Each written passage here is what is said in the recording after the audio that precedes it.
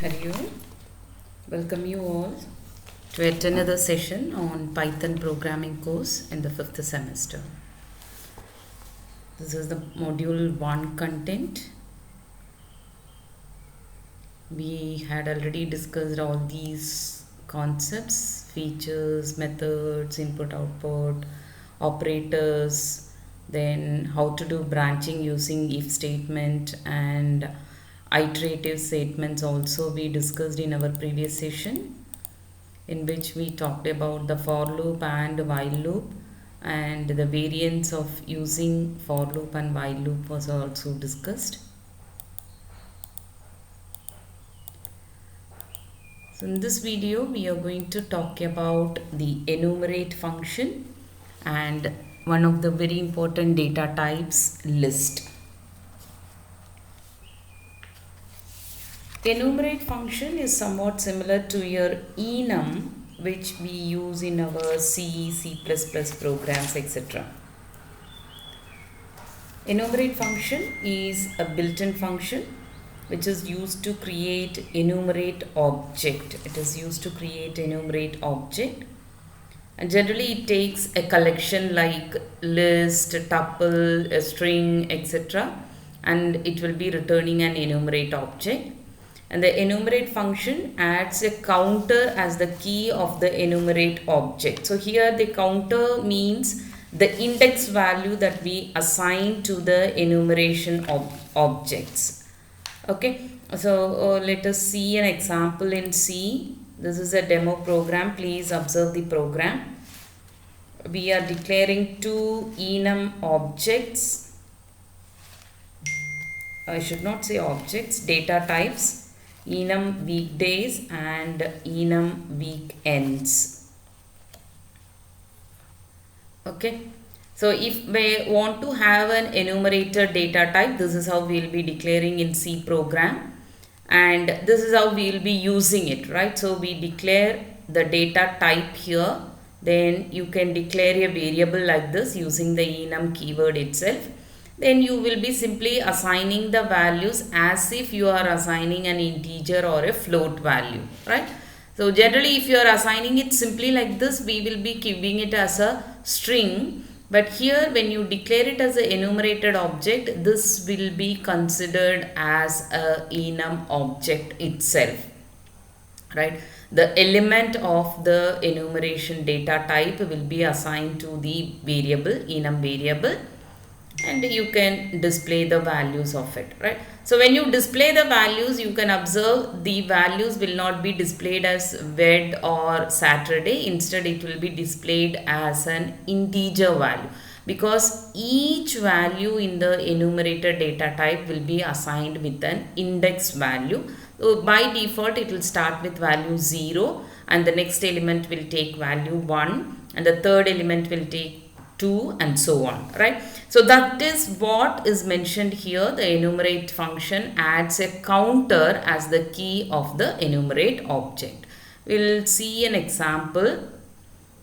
Before discussing the example, this is the syntax we use for the enumerate function. We'll give enumerate, which is the function name, and two arguments. One will be the collection or any object which supports the iteration. Say for example, if you take a list object, if you take a tuple object, it is having a collection of data or collection of elements. So since if you have since you are having a collection, it will be iterated, right? So any object which supports an iteration will be considered as a iterable, the first argument of enumerate function.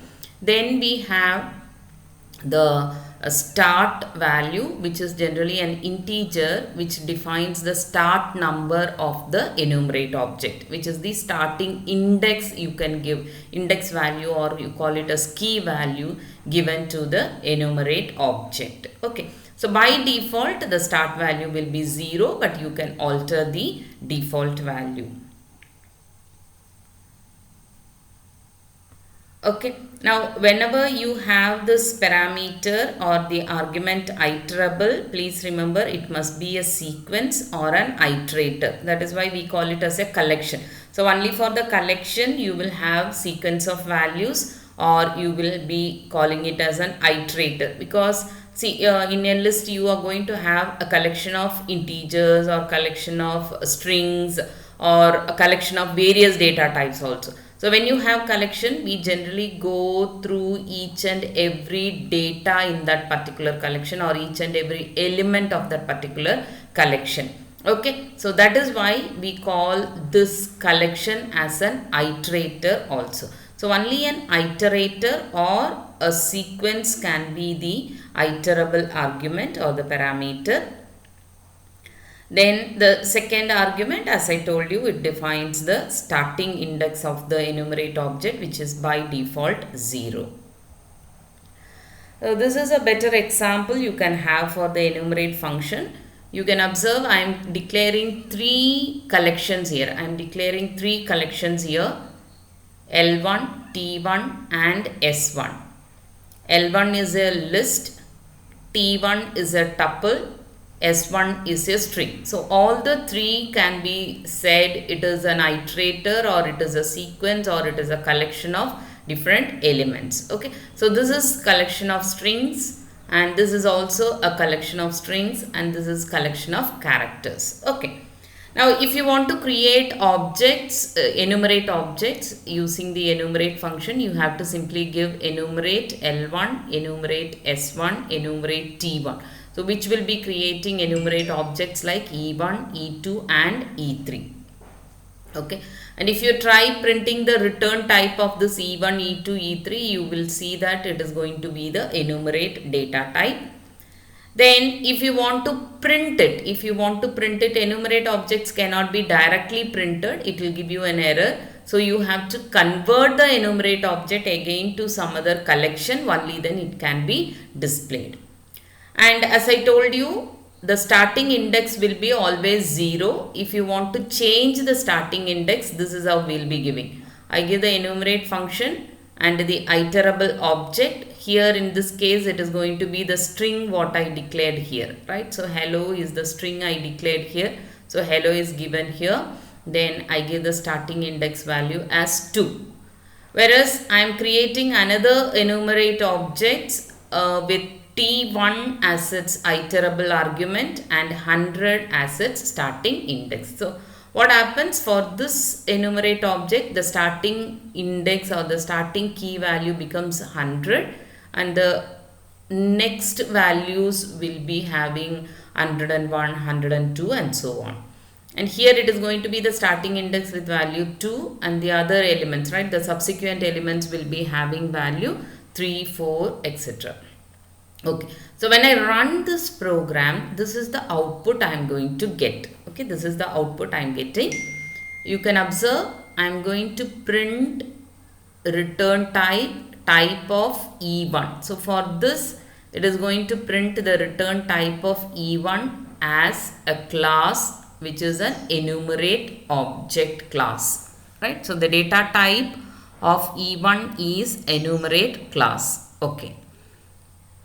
Then I am printing the enumerated object L1. So which is nothing but E1, right? Enumerated object L1 which is nothing but E1. So this can be replaced as E1 also, list of E1, because as I told you, E1 cannot be directly given for printing. It has to be converted into any of the collections, only then you can display it. Okay.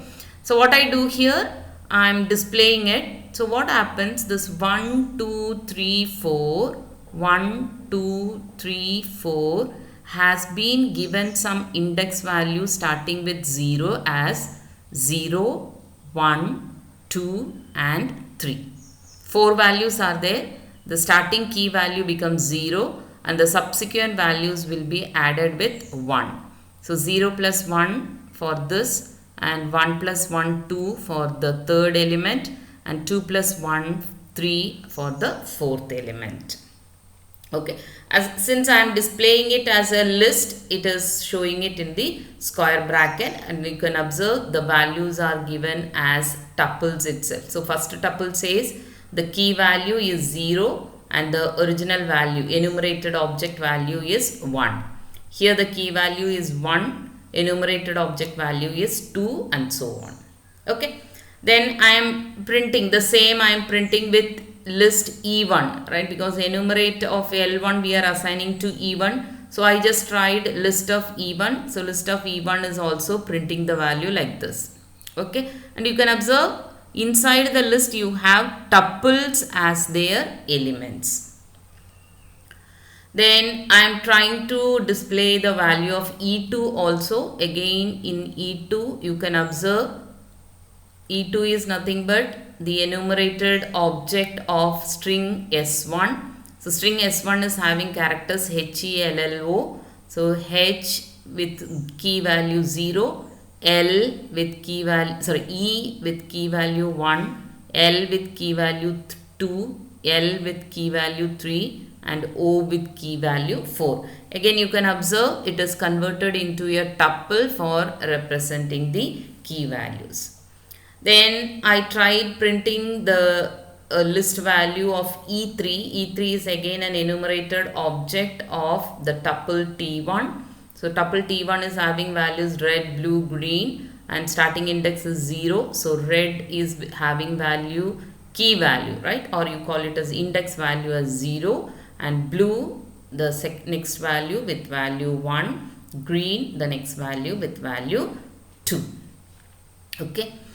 Then you can also observe here I am trying to create an enumerate object of S1. S1 is a string with value hello and the starting index I altered to 2, right? So earlier I have not given any starting index value, so by default it took it as 0. Now I am going to change it to 2. So what happens here? 2 comma H becomes the first tuple. 3 comma E becomes, all the subsequent values will be having the key incremented by 1. So 2 incremented by 1 gives 3 as the next key value. 3 incremented by 1, 4 gives the next key value and so on. Okay. And here the enumerated object I am creating with tuple T1. But the starting index value I give as 100.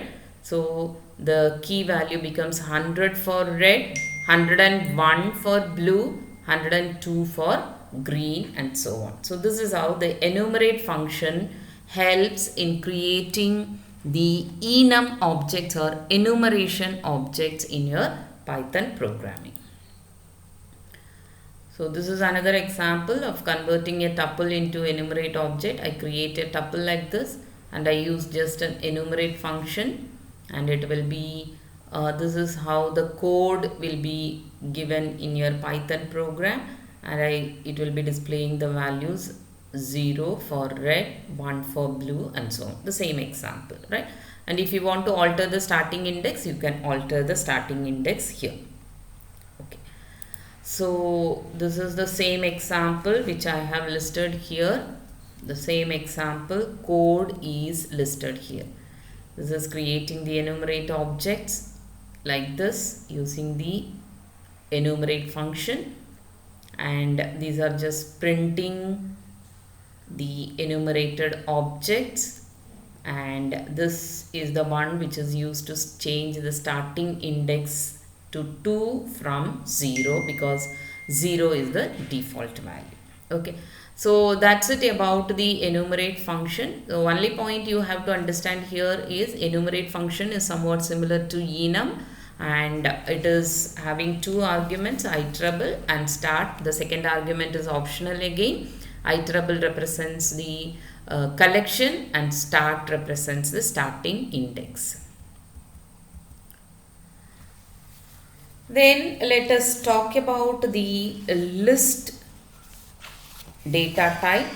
In our previous session we talked about the different data types, what are the different built-in data types. Very briefly we discussed the list data type, string data type, then tuple, set, etc. So here we are going to talk a little in detail about the list data type. We know that list contains items separated by commas and enclosed within square brackets, and it is somewhat similar to the arrays in C programming. The only difference is in C programming the array contains similar elements, whereas a list contains different elements. It need not be same data type. It can have elements of different data types, like you can have float, integer, then string, then some other object, a tuple itself as an element of the list data type. And we had seen some examples also.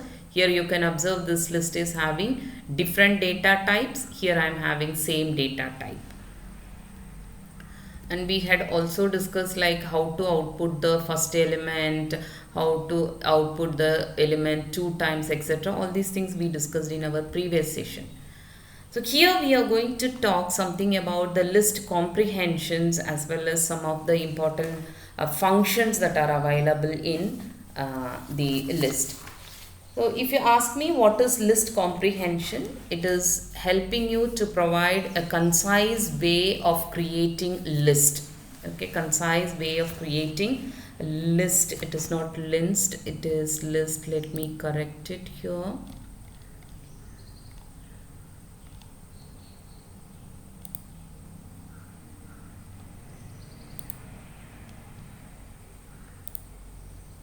It is actually list.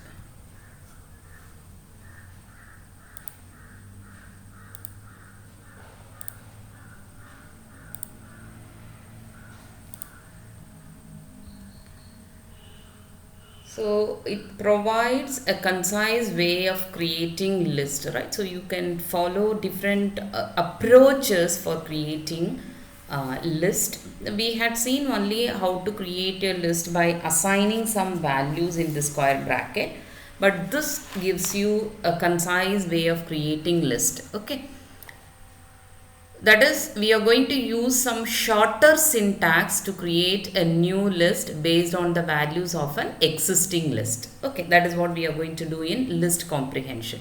So you can say list comprehensions are used to provide a concise way of creating list, which is nothing but a shorter syntax to create a new list based on the values of an existing list. Please observe the example.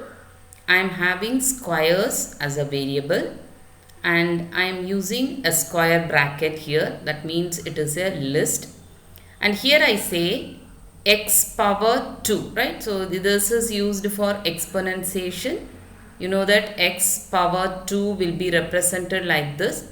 And apart from that, I gave a for statement saying that for x in range 10. So what happens? This loop structure will be used for creating the objects or the elements inside the list. This loop structure will be used to create the elements of the list. So the format here is for each value in range 0 to 9. When I said range 10, it will be 0 to 9. Starting value will be 0 and the last value will be 9. So 10 values totally. And for each value of x, it has to find out the square, and the square value become the element of the list. Okay. So it is going to have 0 square, 1 square, 2 square, 3 square and so on. Okay. Let us open the spider. Then I will show you how it is getting executed.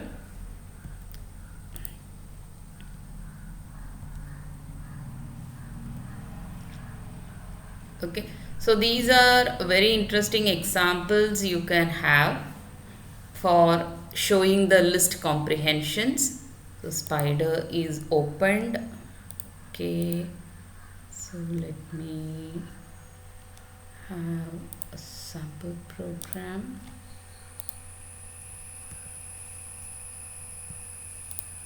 Okay, I'm going to copy this. So let me copy this and let us see how it is being created. Okay, so I'm going to print squares. Okay, let me clear the console. Let us try running this program, and you can observe the value is showing as 0 because in the range the first value. So when I say range of 10, then it will take the values like, let me comment it, right? Okay, so range of 10 will give you value right from 0, 1, 2, 3 and so on up to 9. So what happens, each time x will take a value from this list of values. So first time it is going to be 0, so 0 square is 0. Then second time it is going to be 1, 1 square is again 1. Then third time it is going to be 2, 2 square is 4, 3 square is 9, 4 square 16 and so on, right? So each value will be taken from this iterative statement, and the value will be implemented in this expression. Then the expression result will be taken as an element of the list. Okay, so that is what happens there. Let us take the second very interesting example also.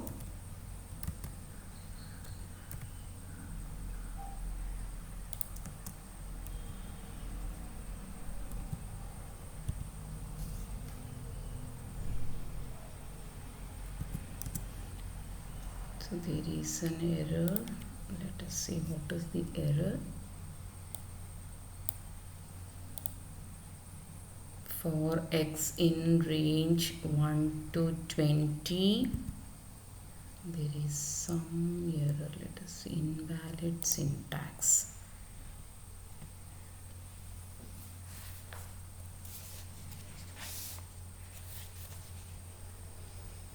So here I open the square bracket, so some bracket is missing, I hope.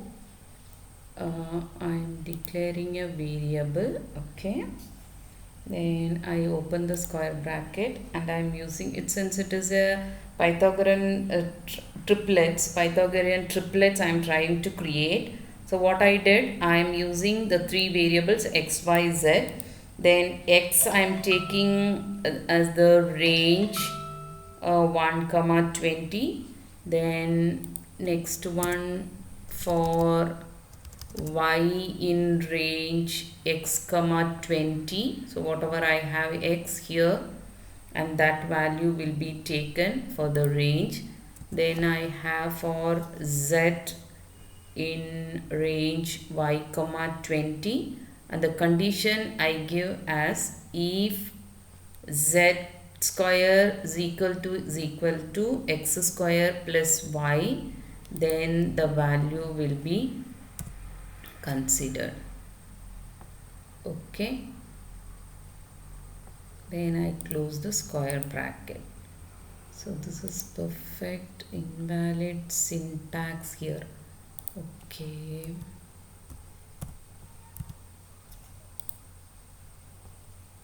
again it shows some invalid syntax. Let me take it this way. Okay, yes, there is no space here, so that was the error. I think it is corrected. Very good. So let me try displaying the result. I am going to print Python triad. This example is given in your prescribed textbook. So let us clear the console. I try running it, and it is showing you 3, 4, 5 as the first triad, which gives you the Pythagorean triplets, and this is the second Pythagorean triplet, third Pythagorean triplet, fourth one and fifth one, right? So what they are doing here, it says that it wants to create a tuple like this, x, y, z. Okay, that is the tuple it wants to create. And for x, they are taking the range value as 1 to 20. Then for y, they are taking the range right from x to 20, right? Whatever value here it is taking right from the x value to 20, it is taking the y range, and z range is taken from y to 20. And whenever they select these values, you can understand these for loops will be acting as a nested for loop, what you have studied in your C++, Java program. Nested looping you might have already discussed, right? So please recollect the points how the nested loop structure work. Then, but the condition specified here is after selecting x, y and z values from these ranges, it is going to check whether z square is equal to x square plus y square. So if it is equal to x square plus y square, we can call it as a Pythagorean triplet. So this way also you can initialize a list. That is what you have to understand. So when we do lots of machine learning programs, these kind of different combinations are to be created as a list value. So by the time you can go for this concise way of displaying, concise way of creating the list. Okay. So this is what you call as list comprehension. Let us see some more examples also. So here I am going to create all these examples I took from the W3 school. So now you can observe I am creating a shorter syntax to create a new list. So this is a already existing list and new list you are going to create, right? So if you are not using concise way, if you are not, this is the one which is not using the concise way of creating list, but this is using the concise way. Again here I have a error, so let me correct it here.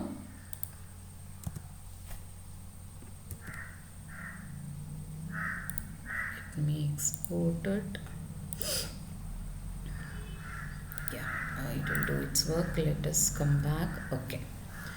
Yes, so this code segment is not using the concise way. This is not using the concise way, whereas this is the concise way of creating the new list. Okay. So if you are not using the concise way, this is how you will be creating a new list based on the values of an existing list. So this is the existing list. New list is created with empty list, and then you take each element from the list and you say if A in X, that means you want to create a new list which contains strings that have A as one of its characters. That is what it is doing. So if A is there in the element, then the element will be appended to the new list. Then we are printing it. So you can observe apple, banana. Apple is having A, banana is having A, cherry is not having A, kiwi is not having A character, mango is having A. So only banana, apple and mango will be appended to the new list. So here I am using the function append. Then using the function we are going to append a value to the new list. Okay. Whereas the same segment is now created using a concise way of creating the new list with the list comprehension. You can observe fruits are assigned with these values and I am going to create a new list. So instead of having this many number of codes, I am just writing it with single statement saying X for X in fruits, and the condition is if A in X, right? So all these statements are given in a very concise way like this. Okay, that is what you have to observe. So that will also give you the same output. So this is the output of the first segment and this is the output of the second statement. Okay, so you can observe 1, 2, 3, 4. These 4 lines of codes are combined like this. That is why we call it as list comprehension. So this is the syntax of list comprehension. If you want to create a new list, you have to give an expression then you can give the for keyword and any item variable. In the iterable, the collection, then you can give a condition, and if the condition is true, the value, this item will be given in the expression, and the expression will be manipulated and the value will be assigned to the new list. So here the condition is like a filter that only accepts the item that is true, right? That is what we are using. Here we are filtering. How do we filter here? We take the elements which are having A as its character. So that is the kind of filtering we are doing. Okay. So the condition is generally given to filter the required values from the existing list. Okay. Now iterable can be any iterable object like list, tuple, etc. So that is what we are doing here. The iterable fruits is a collection which is nothing but a list here in this example. So it can be a list, a tuple, or a set, or a dictionary, or even a string can also be a iterable object here. Okay.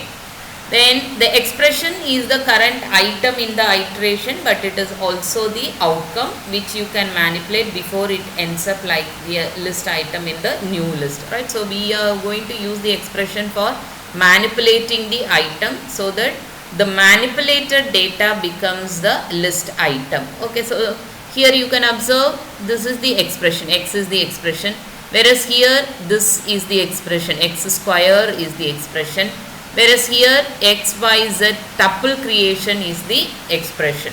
In all these expressions we use the items that are used here, right? In the for loop, whatever items you are using, those items will be manipulated in this expression.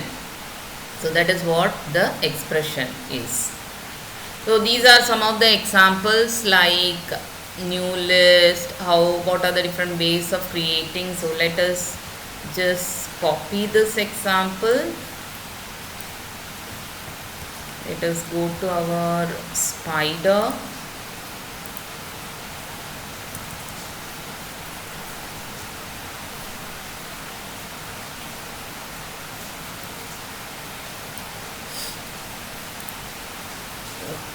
Okay, fruits I have not defined, so let me take fruits also.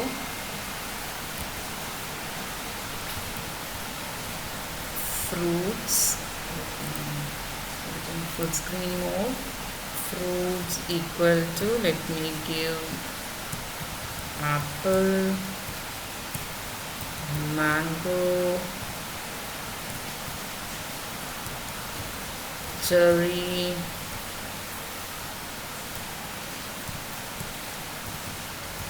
kiwi,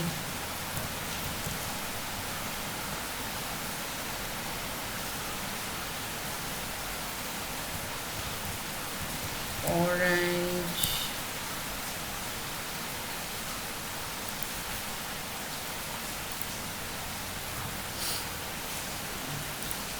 okay, sorry, comma, pineapple,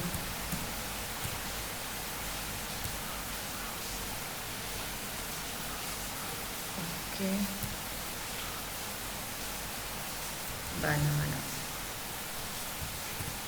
Okay, so these are some of the values that I am going to assign. Okay, now let us comment this.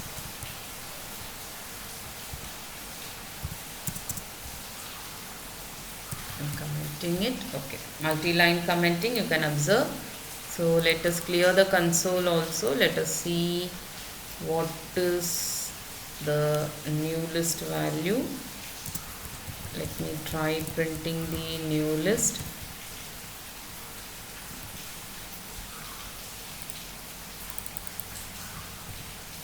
So after each creation I am printing it.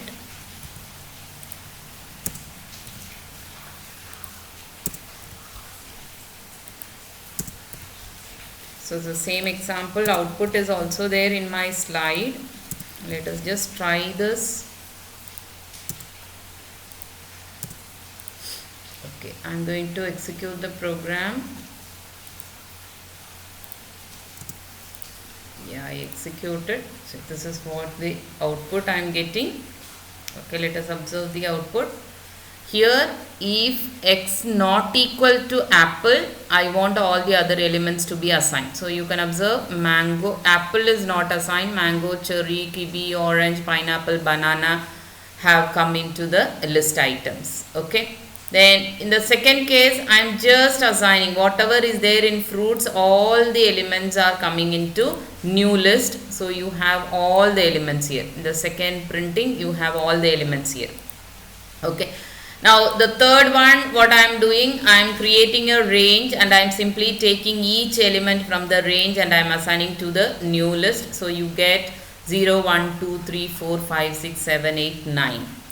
Then here in the next example, you can observe I am taking the range, but I give a condition here. What is the condition? The condition is x value must be less than 5. X value must be less than 5. So it takes the value up to 5. Fine. Then this one is very interesting for you. We take each element from fruits, but after taking it, I am manipulating this way. So this is what I told you as an expression, right?